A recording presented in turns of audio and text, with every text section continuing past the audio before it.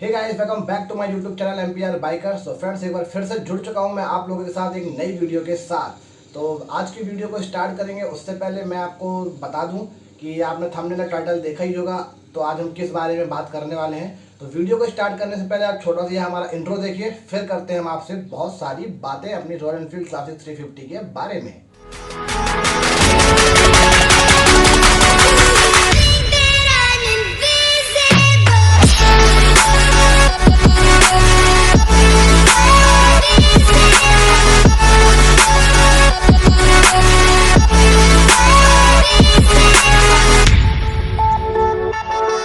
आपने इंट्रो देखा, I hope intro आपको अच्छा ही लगा होगा। जैसा कि आप सभी जानते हैं कि रॉयल एनफील्ड में जो क्लासिक 350 वाला वेरिएंट है वो बहुत ज़्यादा ही बिक रहा है।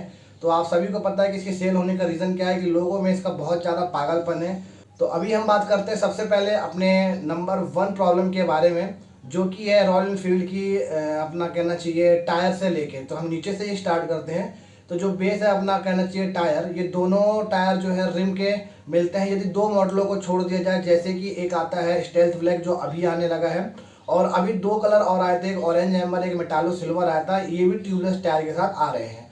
तो यदि इन दो तीनों बाइकों को छोड़ दिया जाए तो सारा ही वेरिएंट, चाहे वो क्रोम ब्लैक हो चाहे वो 7 स्टॉर्म राइडर हो, ठीक है, वो बन के ही आ रहा है, किसमें आपके रिम के साथ आ रहा है। इसकी जो सबसे मेजर बिग प्रॉब्लम है कि जो सारे मॉडल ये ट्यूबलेस नहीं आते हैं, और ये मेरा बस प्रॉब्लम नहीं है, सारे लोगों का कहना है कि इसका जो मेजर प्रॉब्लम है वो है ट्यूबलेस टायर ना होना।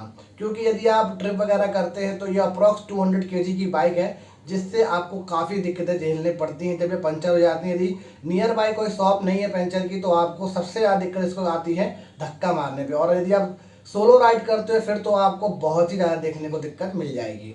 तो ये सबसे बड़ा इसका एक डिसएडवांटेज है। और एडवांटेज भी कह सकते हैं यार, कि रिम देने का इनका कारण क्या है ये भी मैं आपको साथ ही बता दूं। जो एलॉय व्हील होता है वो 2 प्रकार के मेटलों से मिलकर बनता है, इस वजह से उसमें क्रैक होने के चांसेस ज़्यादा रहते हैं। और जो रिम होता है वो इतनी सारी स्पोक्स होती हैं, इसको मुड़ने से फटने से काफ़ी सहायता प्रदान करता है, कि जिससे ये ना मुड़ेगा ना फटेगा ना क्रैक होगा, ऐसा कुछ भी नहीं होता है। तो ये इसकी बड़ी प्रॉब्लम थी और इसका सोल्यूशन भी था। सोल्यूशन तो नहीं कहेंगे, एडवांटेज और डिसएडवांटेज कह सकते हैं, क्योंकि जैसे हर सिक्के के 2 पहलू होते हैं, वैसे इस रॉयल एनफील्ड क्लासिक 350 का जो रिम है उसके भी 2 पहलू हैं। फिर हम बात करते हैं नंबर 2 प्रॉब्लम के बारे में। तो नंबर 2 प्रॉब्लम में जो हमारी है पायलट लाइट। पायलट लाइट आपने देखी होगी, तो अक्सर मेरे साथ भी ये हुआ है और मैंने कई लोगों को देखा है। जैसे कि जब मैं सेकंड सर्विसिंग में गया था तो एक बंदा आया हुआ था, उसने बाइक अपनी परचेज की थी, और जस्ट दूसरे दिन वो वापस लौट के आया। मैंने बोला क्या हुआ भाई, नई बाइक है, और आज ही आके खड़े हो गए। तो बोलता है कि भाई इसकी जो पायलट लैंप है घर जाते जाते जलना बंद हो गया। साला ये दुख का खत्म नहीं होता बे। तो अब ये क्या कहना चाहिए, इसकी मैन्युफैक्चरिंग क्वालिटी कह सकते हैं कि सामान चीप लगा रहे हैं या अच्छे से फिटिंग वगैरह नहीं हो रही, जो भी है। तो ऐसे मेरे साथ है, मेरे साथ जो है राइट वाला जो पायलट है लैंप है, उसका बार बार जलना बंद होना, कई बार अपने आप ग्लिपर करने लगता है। कई प्रकार की समस्या मेरे को देखने को मिल रही थी इसमें। तो मैंने एलईडी बल्ब भी लगाया और सोचा कि शायद ये बल्ब में प्रॉब्लम हो रही होगी, तो मैंने बल्ब लगाए। तो बल्ब में भी कुछ समय तक बढ़िया चला, फिर उसके बाद एलईडी बल्ब में ही प्रॉब्लम आने लगी। तो मैंने बाहर एक मिस्त्री है उनसे चेक करवाया, तो उनने मैकेनिक ने बोला कि इसके होल्डर में प्रॉब्लम, इसका होल्डर चेंज करना पड़ेगा। तो मैंने फिर होल्डर वगैरह चेंज नहीं करवाया, क्योंकि यार कंपनी वालों के बहुत वांगड़े होते हैं कि साला तुमने बाहर से काम क्यों कराया, वायर कट हो गई, ये हो गया वो हो गया, ठीक है। इस वजह से मैंने कुछ भी मतलब छेड़छाड़ी नहीं की, सीधा हम सर्विस सेंटर पे दिखाएंगे जैसे हमारा लॉकडाउन खुल जाता है। तो ये हो गया। और साथ में जिसका हेडलैम्प है, जो अपनी हेडलाइट होती है, इसमें भी काफ़ी प्रॉब्लम है, क्योंकि इसका सफिशियंट कहना चाहिए तो लाइट नहीं होती है रोड पे।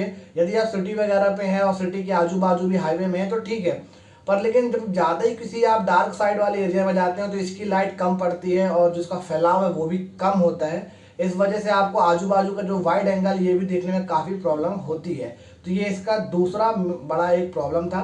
अब हम बात करते हैं इसकी तीसरी प्रॉब्लम के बारे में। तो यदि इसके थर्ड प्रॉब्लम की हम बात करें तो वो है लो फ्यूल इंडिकेटर। जैसा कि BS6 मॉडल में और इसके पहले के भी जो मॉडल थे, ये इसमें लो फ्यूल इंडिकेटर बिल्कुल मतलब कहीं भी नहीं है। स्पेस बहुत है, यदि चाहे तो वो उसमें बना सकते हैं, पर लेकिन ऐसा नहीं है। वो लो फ्यूल का जो अपना इंडिकेटर होता है वो बिल्कुल भी नहीं है। और अभी क्या होने लगा, फ्यूल इंजेक्टर आ गए तो अब तो और भी ज़्यादा दिक्कतें हो गई हैं, कि जब आपके टैंक में 2 या 2.5 लीटर तेल होता है, उसी समय से गाड़ी का जो इंडिकेटर है वो जल जाता है।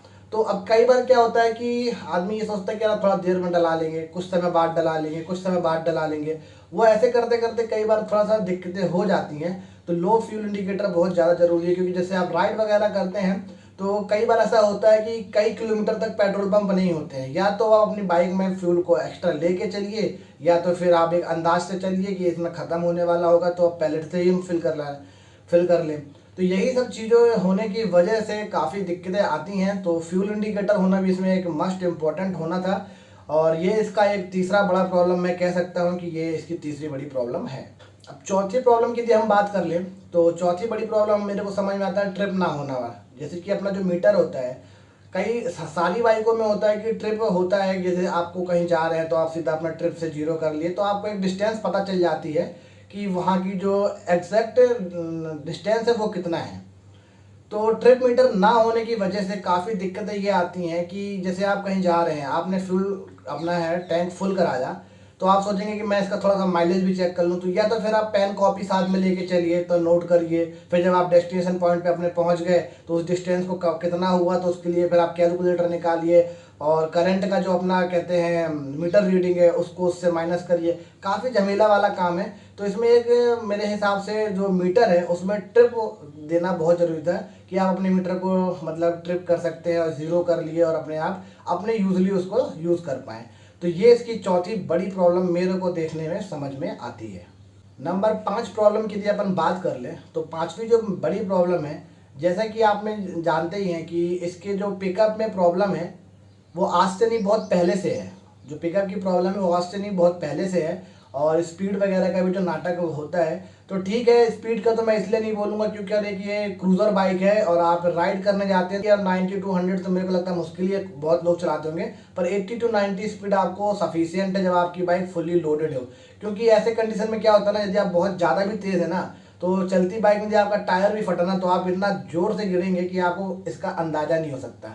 तो रीज़न मेरे कहने का बस यही है कि 80 टू 90 स्पीड तो ठीक है, बट लेकिन जो पिकअप है वो शुरू से ही कम था और आज भी पिकअप कम है इसका। और पावर के लिए हमेशा से जानी जाती थी, पावर जो थी इसकी हमेशा से पावर के लिए जानी जाती थी। में सबसे कम आरपीएम में 5250 का इसका आरपीएम है, उसमें सबसे ज़्यादा ये अपना क्या कहते हैं पावर प्रोड्यूस करती है। और जो इसके थंप की आवाज़ आती है, थंप की आवाज़ आने का भी रीज़न ही यही है कि जो इसका थंप निकलता है ना कि वो साइलेंसर से निकलता है, निकलता है वो किससे, इसके पावर की वजह से। क्योंकि इसका जो पिस्टन है, कनेक्टिंग रॉड है, सब लंबी है, तो आरपीएम भी कम है, तो आप समझ सकते हैं इसका थंप इस वजह से ज़्यादा निकलता है जी। पर BS6 आ जाने की वजह से इसकी पावर में भी कमी आ गई है, तो पिकअप प्लस पावर दोनों ही कम है। तो इसका ये पांचवा बड़ा प्रॉब्लम हो सकता है। और यदि हम नेक्स्ट प्रॉब्लम और लास्ट प्रॉब्लम की बात करें अपने रॉयल एनफील्ड क्लासिक 350 में, हैंडल लॉक जिसे हम कहते हैं। सारी बाइकों में क्या होता है ऊपर ही मतलब इग्निशन के साथ ही आप हैंडल लॉक कर सकते हैं, पर ये जो बाइक है इसमें आपको क्या करना होता है, पहले ऊपर से अपना बंद हुआ है, ठीक है, उसके बाद आपको क्या करना है, चाबी को लेके नीचे की ओर डालना होता है, जिसकी वजह से जब आप लंबी राइड करके आए हैं तो जो साइलेंसर वगैरह है वो गर्म रहता है वहाँ का, ठीक है, बैंड पाइप बहुत ज़्यादा गर्म होता है। तो धोखे से भी आप मतलब अंधेरे में हैं और धोखे से आपका हाथ भी टच हो गया तो हाथ भी जलने की संभावना है। कुछ लोग की रिंग बड़ी रखते हैं, जैसे मैं खुद ही एक बड़ी की रिंग लेके आया था, ठीक है, तो वो भी मतलब जलने वगैरह का काफ़ी चांसेस रहती है और मेरी ऑलमोस्ट जल भी चुकी है। नीचे जो हैंडल लॉक है उसको नीचे की जगह ऊपर देना कंपलसरी होना चाहिए, क्योंकि ऊपर का लॉक ठीक है, कई बार क्या होता है कि हम जल्दीबाजी में होते हैं, ऊपर से बंद किया और नीचे हम हैंडल लॉक करना भूल जाते हैं, और ऐसा कई बार मेरे साथ भी हुआ है। तो रीज़न यही होता है कि यार बाइक चोरी भी हो सकती हैं और आपको काफ़ी दिक्कतें झेलनी पड़ सकती हैं। तो मेरा कहने का मतलब यही है कि हो सके तो रॉयल एनफील्ड ये कर सकती है कि जो इसका लॉक सिस्टम है वो ऊपर कर दे।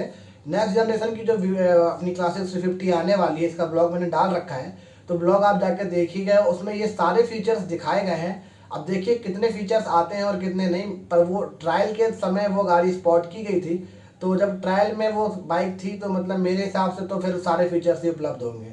तो देखते हैं कैसे क्या अपनी बाइक आएगी। तो ये था आज का अपना वीडियो। आई होप आप सभी को अच्छा लगा होगा। अच्छा लगा हो तो सब्सक्राइब जरूर कर देना, अपने दोस्तों में से ज़्यादा से ज़्यादा शेयर कर दीजिए, और अभी तक वीडियो को लाइक नहीं किया तो प्लीज़ लाइक कर दीजिए, और किसी भी प्रकार का कोई सजेशन है तो आप कमेंट कर दीजिएगा। और जो भी भाई डिसलाइक मारेगा उसके लिए एक अपना कहना चाहूँगा एक बात है कि डिसलाइक करना जो सजेशन जरूर देना कमेंट बॉक्स में कि भाई आपकी वीडियो में इस चीज़ की कमी थी, आप अपनी इस चीज़ को इम्प्रूव कर लो तो आप परफेक्ट हो सकते हो। क्योंकि प्रैक्टिस से ही आदमी परफेक्ट बनता है और मुझे भी परफेक्ट ही बनना है। ना कोई मैं बहुत बड़ा एक यूट्यूबर हूँ, ना बहुत बड़ा एक कंटेंट क्रिएटर हूँ, बस धीरे धीरे सीख रहा हूँ, सीख जाऊँगा। आप लोगों का सपोर्ट और आप लोगों का सजेशन और आप लोगों का प्यार ही मुझे बहुत ज़रूरी है। तो आप लोग अपना यही सपोर्ट और यही प्यार बनाए रखें। बहुत से लोग मेरे से जुड़ते हैं, जैसे एक हमारे महाराष्ट्र MP MS20 से एक भाई है जिन्होंने परसों के दिन ही अभी डिलीवरी ली है अपनी बाइक की, तो उन्होंने आज मेरे से कांटेक्ट किया और काफ़ी बातें वगैरह भी हुई। तो उनने भी बताया, उनकी भी मर्क्यूरी सिल्वर है जो मेरा सेम मॉडल है, तो उनने भी काफ़ी सजेशंस मेरे से लिए। तो बड़ा अच्छा लगा कि मतलब कुछ लोग मतलब देख रहे हैं मेरे MP बस से नहीं, बाहर से भी। तो थैंक यू सभी को, और अपना सपोर्ट इसी तरह बनाए रखिए। बस 1K की फैमिली जल्दी से जल्दी कंप्लीट करिए। तो यहीं पे करता हूँ मैं अपने ब्लॉग का and. This is me MPR biker shining of.